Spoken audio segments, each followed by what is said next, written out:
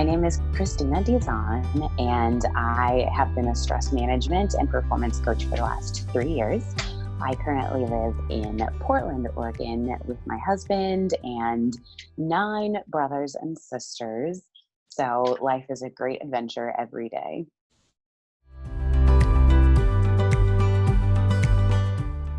My story began as a young person. I was an overachiever, like very, very few. I wanted to do bigger, better, stronger, faster, all the time for everything. And throughout the course of my teenage years, 14, 17, I found myself getting hit by some health issues that forced me to have doctor's orders to be on bed rest and do nothing for months at a time. In between those times, I launched again and did everything bigger, better, faster, stronger.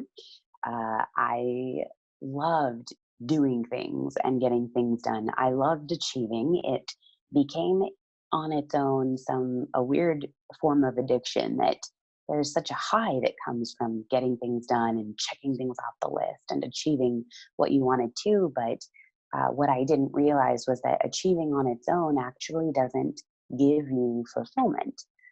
Achieving for the sake of achieving is not anything that is going to give you lasting joy and meaning.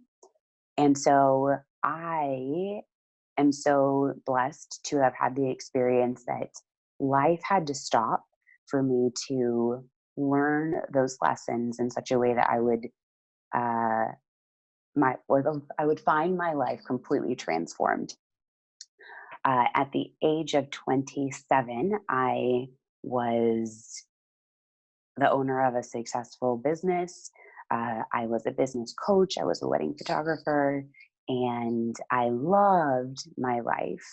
I felt like I had some affluence and a name for myself and a reputation, and I was living in my gifts and talents. And suddenly I got very sick out of nowhere, it seemed like. And that season was just the start of a few-year-long battle of having to learn what it meant to take care of my well-being and what did it mean to really live life in such a way that I was content with who I was outside of anything that I did. It was a complete rebuilding of my identity in the sense that I had to strip away all the things I thought I was to actually get to who I really was. And it was not it was not a season I would wish on anyone. It was excruciating. It was horrible. It was painful. It was saddening. And in that season, I actually found Coach Training EDU, and the partnership of that with my treatments, I believe, is what helped me to find the best version of myself outside of anything I did with my actions or goals or achievements, and was able to finally say, this is what life is going to be about for me. And ever since then, when I was able to take my physical well-being and have a plan for what my spiritual and mental and emotional well-being was too, I finally got well and I was completely cleared. But it was a long, painful journey with thousands and thousands and thousands of dollars spent in trying to get well. And I truly believe that every day getting up and saying, this is what I'm grateful for. Every day saying, I will get better. I will be whole. And working on healing myself emotionally and spiritually. All of those things, I truly believe, is what led my body to heal itself. From there, I felt like I wanted to go back into business coaching, but in a different way, which is where I began performance coaching and stress management coaching. So I started teaching business owners that they are a part of their business, which means that they have to take care of themselves they don't, their business will fail. Uh, we have so many stories of business people whose businesses are amazing and their lives are a complete wreck. And there's that Bible verse that says, "What do you profit if you gain the world but lose your soul?" And that epidemic for business owners is something that I really felt like I could speak to. So the stress management portion is so vitally important because 90% of business owners say that owning a business is more stressful than even having kids, which most people say having kids is the most stressful thing they've ever dealt with. So those stakes are extremely high. I don't want people to put their heart and soul and energy into building a business just to find that it actually isn't even fulfilling because they've destroyed their well-being. So I bring those two together with my work and with the focuses that we do, and it's very difficult and very challenging. But as I have experienced in my own life, it is absolutely vital and critical, and that is where the power of your work actually becomes something much, much more than you. It becomes about what others can reap and benefit from it. So, in the end, I find that my story is unique. It was challenging, and it's also very special because I know that something good has come from something that was really, really awful. And I think that as coaches, being able to lean into those things is really what can create a absolutely beautiful business.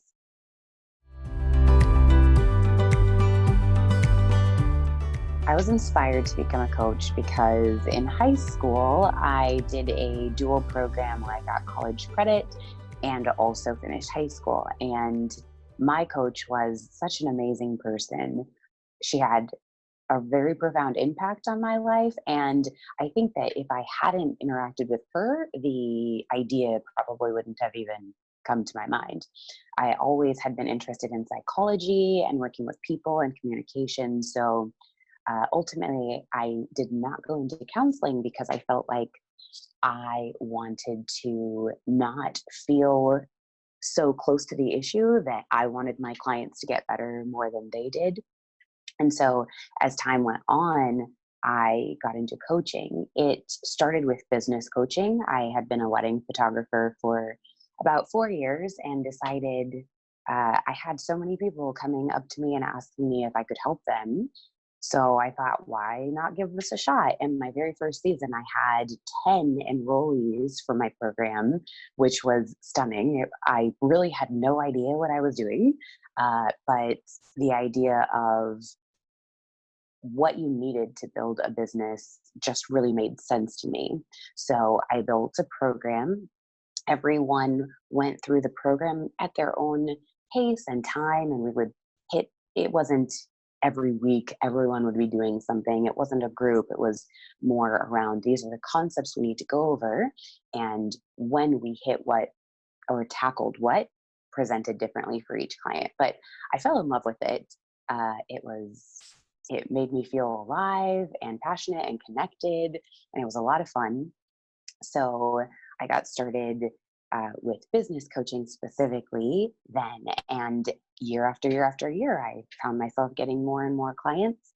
And again, it just was something that I felt like I would be doing for a very long time. So that was how it all started.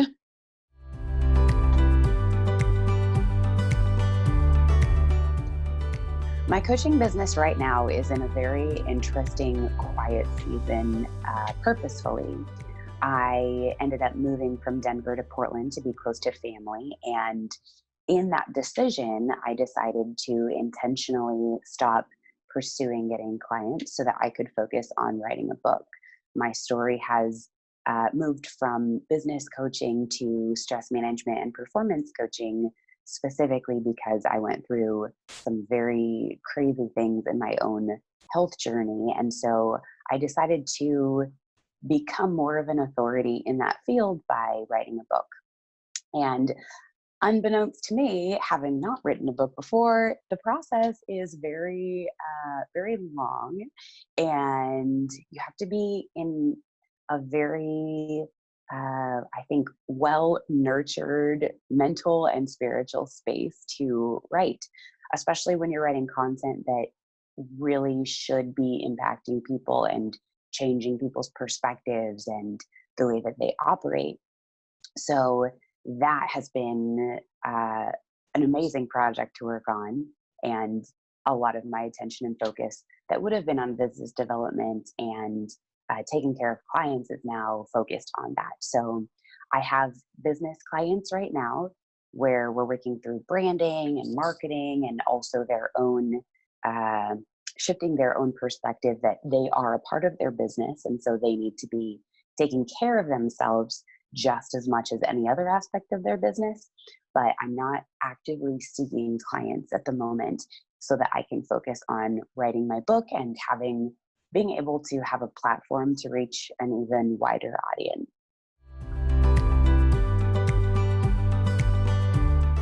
Long term, let's do that again. Long term, the vision of my coaching business is to speak and to write and take on individual clients who are looking to make very big changes in their lives. Stress management and performance requires a lot of commitment that I think it's easy for people not to be willing to make the shifts that they need to. It can be very uncomfortable, very deep, and not everyone is ready to do that. They may like the idea, but once reality hits the fan, they decide, this is just not what I thought it would be. And so, long term, I think that having messages in social media, yes, but I want to be able to have events where we come together, and not large events, probably 30 to 50 people, larger than a normal size small workshop, and do intensives, do 2-day intensives where we get down and dirty with each other on our issues and the things that are holding us back. And so, what I would like to do is after the 2-day intensive, bring everyone together with group coaching so that we can be connected and intentional on creating the space to do this work and do it together, because it's very hard to do it on our own. And as well as the intensives, write other books that people, even if they may never become a client of mine or a coaching client of anyone, they can read and take pieces from my story and apply it to their own lives in a very significant and meaningful way.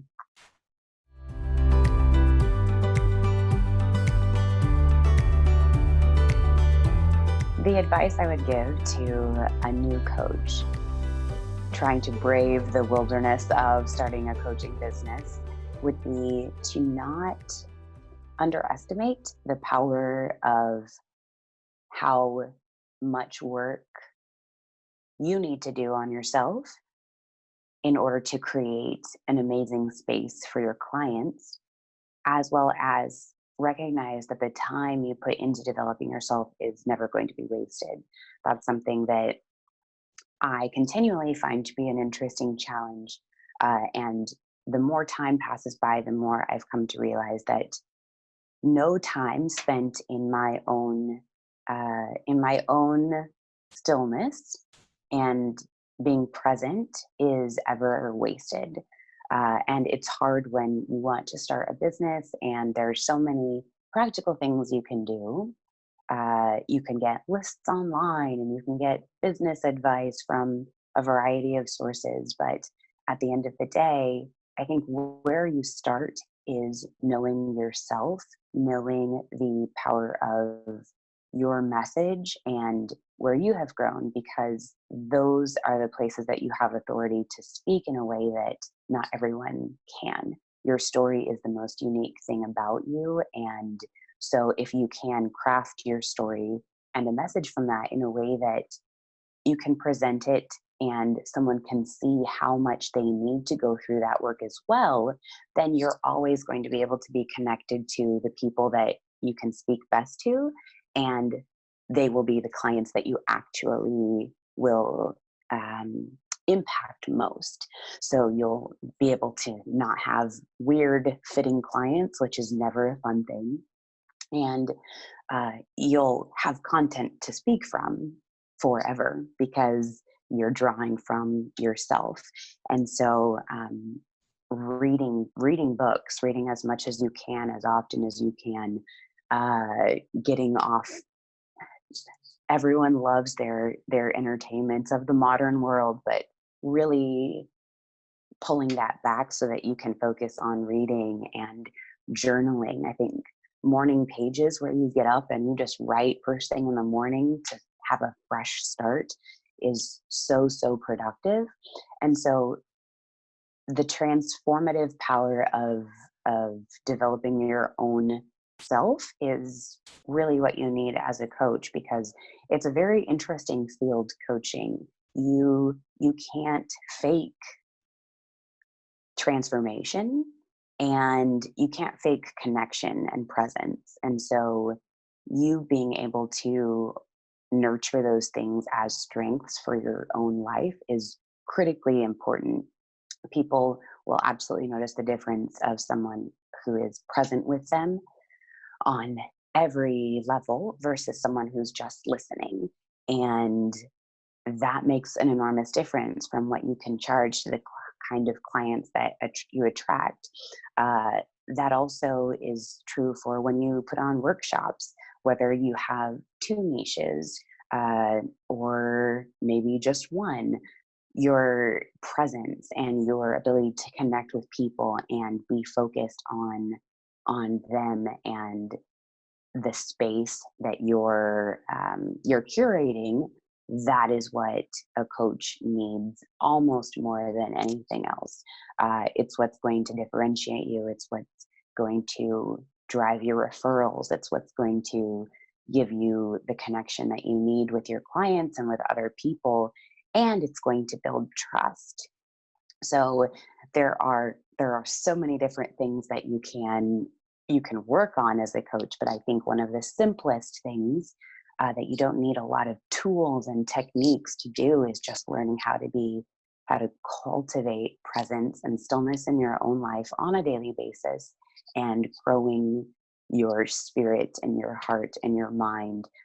All of those things working together will be one of the biggest sources of power and meaning for your coaching business.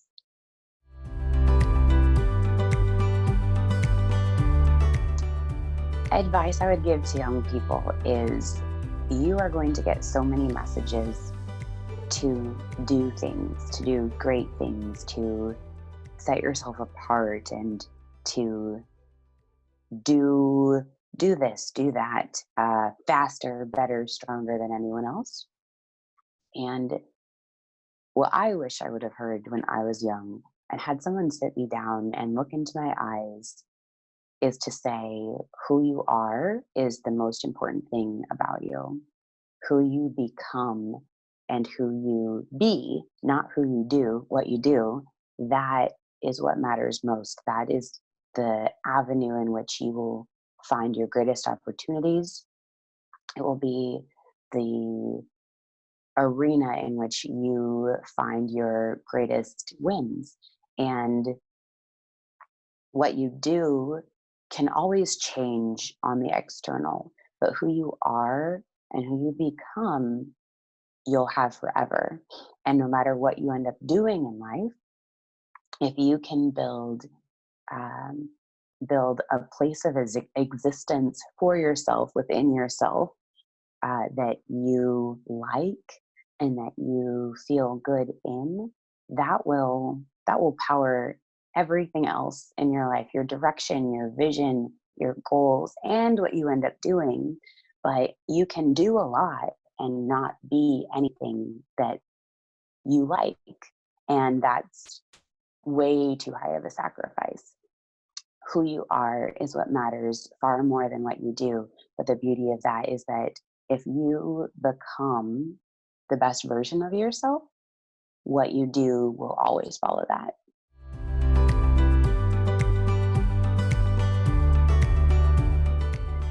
In Coach EDU's training program, I found another level of myself that I didn't even know was there. I was going through a lot physically and was spending so much time and energy on trying to become well. And for the first time in my life, I recognized and realized the importance of physiologically your whole well being, and that you need to take care of yourself on all of those different levels. I finally, as a result, developed some incredible routines for myself that have continued for years and years and years now, that are so grounding. I know the difference. If I have a bad day, I can point it to, I did not do these two things and my bad day is on me. uh, so it was amazing because, yes, I learned about all of these coaching techniques and tools that I can apply, but the greatest transforming power that I experienced was that I learned how to take care of my well being. And you have to know how to do that for yourself if you're going to be able to do that for clients and be able to show clients and tell clients this is what it means to be the best version of yourself and to go about finding that. And so every part of my experience with Coach Training EDU was amazing. I loved the content, I loved the groups, I loved the relationships that came from those groups and the mentoring.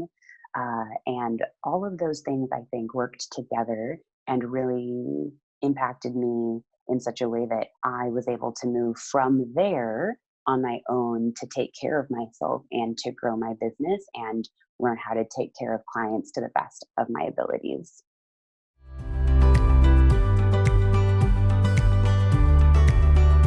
Coach Training EDU helped my business because really I saw great examples from my mentor and John Andrew Williams. The content that he curated and focused on was very dynamic and impactful.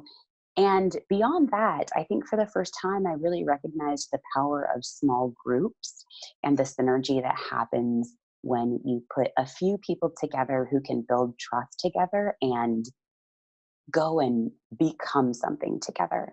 The focus isn't on doing something, which is, I think, is a different focus that a lot of other groups you may find in life. It's not winning the game or going to this place, or it's on becoming together. So the relationships have a very different. You experience something very different in that realm. And I think seeing that example, I then took the idea of workshops and used that as a platform for building my business. So I held in my first year probably 40 workshops and garnered all my clients from there and then got referrals from that. And even honing my craft as a facilitator and as a coach from that from that experience and that learning and that knowledge, that that was absolutely the one thing that I did and focused on to launch and build my business. And it's very proven that I never would have even considered doing that without seeing the power of what these groups with Coach Training EDU, what they could be. And it was really exciting. And I think I found a part of my calling through it that I never had considered before.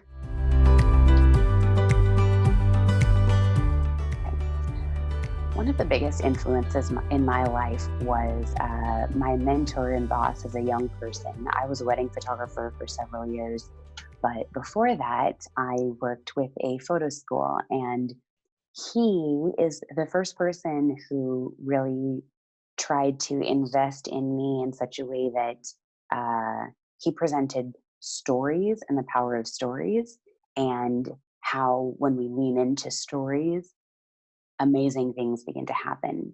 He's also the person who taught me the power of connection and what it means when you have a relationship with someone that is very intentional, that they are maybe not even paying you, but specifically they are looking to you for nurturing and growth and development. And by far and large, when I look back on my life, the time he spent with me in our conversations was so dynamic. And I love that conversations have the power to change the world. Like they have the power to change the trajectory of people's lives. And if it changes one person's life, it changes their world, which in turn changes the world. So he's the one who really taught me. His name is Rowan Gilson.